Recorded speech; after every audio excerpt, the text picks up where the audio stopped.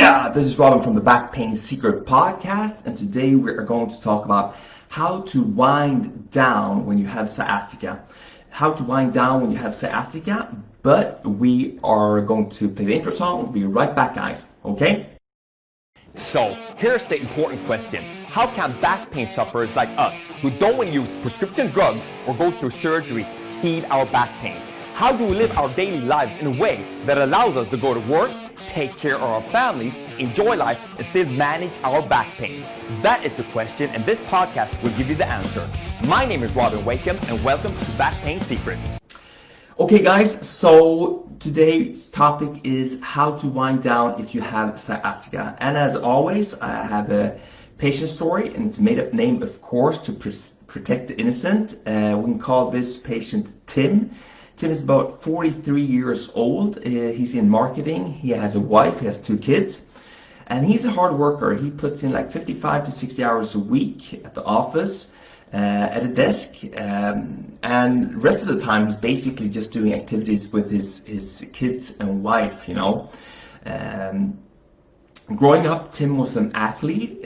He was playing soccer and basketball. But now when he started to have a family, you know, he started to get really involved with the work and the family and everything, so he just goes to the gym now twice a week, and he's sitting at a desk most of the time, you know. And for the past 5 years he's had sciatica, you know, sciatica going down his left leg more or less constantly. Some days it's better and some days it's worse, okay?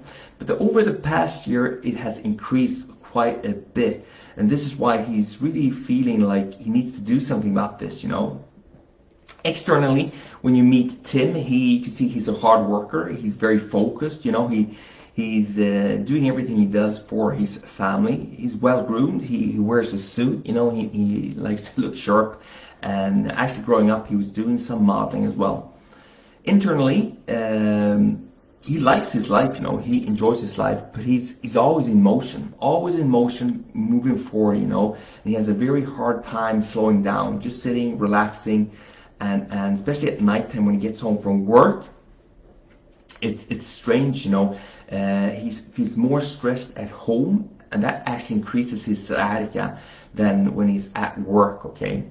He's more stressed at home because he feels like he's not really doing something that is result driven, and that is creating some problems for him, you know, especially when he needs to wind down, because whenever he winds up, that increases his sciatica, okay. So he hit kind of a wall, Tim. This is when he came to me, you know. He understood that he needed to start to calm down because that was affecting his sleep. And the less he slept, the more stressed he was. And it was also increasing the sciatica and his back pain. And he actually started to experience a weakness in his left leg now because of this, you know. And he tripped a few times as well because his balance was even worse, okay. And he had also problems going up and down the stairs, just horrible, you know. So he came to me and I gave him all the usual tips, you know. He needs to walk every day, 30 minutes before work, you know, stand up at the desk, 30 to 40 minutes first thing in the morning, also after work or after lunch and in the afternoon. So we did do all of that. He got some core stability exercises as well to do, you know, the plank and all those usual stuff. But as I talked to Tim, you know, it was quite apparently that the main thing he was struggling with this calming down process that was increasing his back pain and the sciatica in his left leg. So I gave him a few tips and tricks, you know, that I've picked up over the years. I've been working as a physiotherapist for over 20 years now, and I also have had a hockey injury about 26 years back now that actually increased my back pain, and I have a quite serious back injury where I have 2 slipped discs in my back, and that is creating sciatica for me on a daily basis if I don't take care of it, right? Also, I've been seeing like maybe 80 to 90 patients a week for almost 16 years now, so I see quite a lot of people with sciatica and back pain on a daily basis.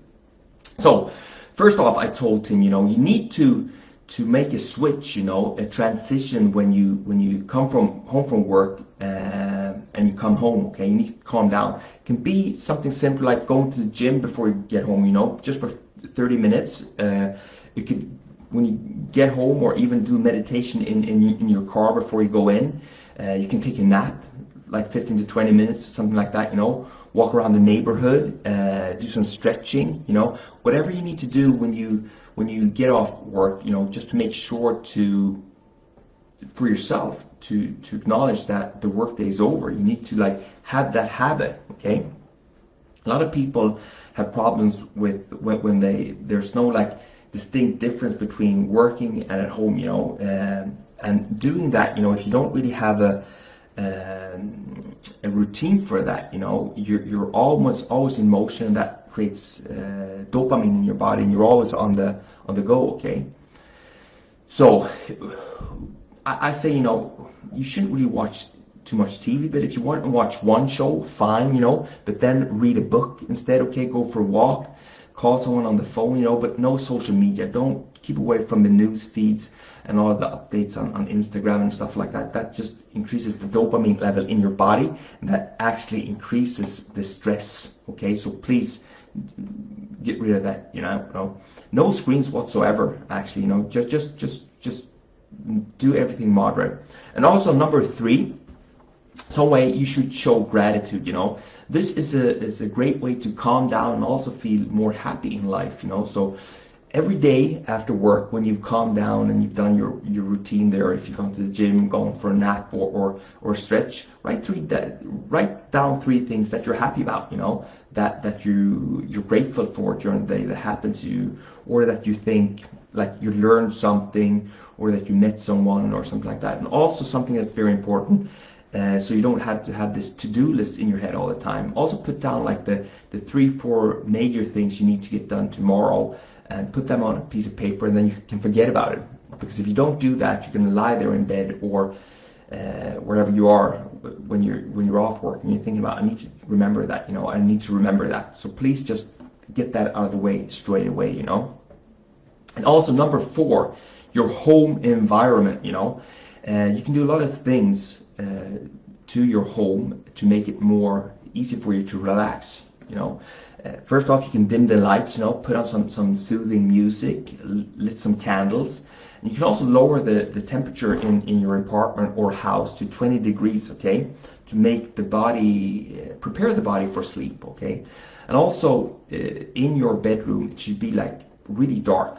I mean, get drapes that are really keep all the light out. Don't have these big alarm clocks that like light up all the room. No computers, no cell phones, none of that, you know.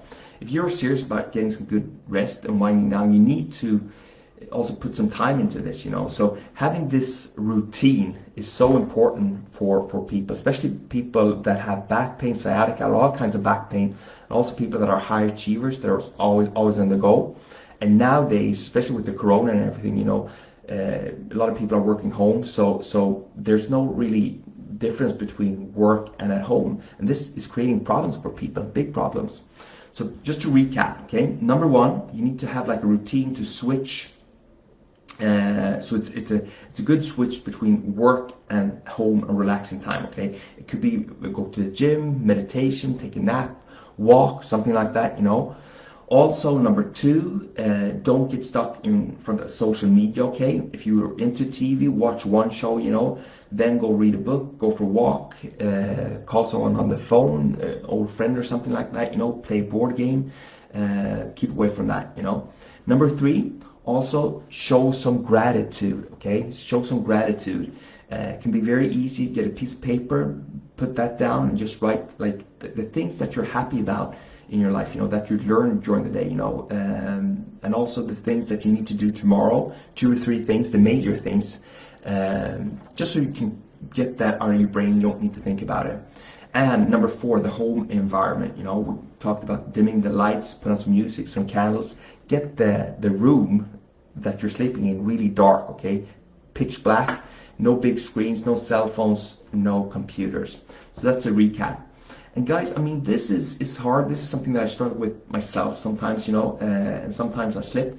But in order to be able to perform for yourself, for everyone else, you need to be able to calm down. You need to sleep. You need to rest and have some relaxation. And this is some great tips to help to achieve that. And that's also going to reduce your back pain and your sciatica pain. Tim tried this out actually for a few months, and he reported back that he was feeling better. He still had sciatica, but it was much better. And he also started to do some more exercise now, start to stand up more at work and walking more, and that also helped them. Okay guys, that's today's tip. I hope you enjoy them. And guys, remember, you're just one step away from healing your back pain. Bye-bye. Want more back pain secrets? Then go ahead and get your free copy of my best-selling book, Back Pain Secrets, at backpainsecrets.com. Inside this book, you will find my top secrets to healing your back pain without prescription drugs or surgery that have helped thousands of other people just like you.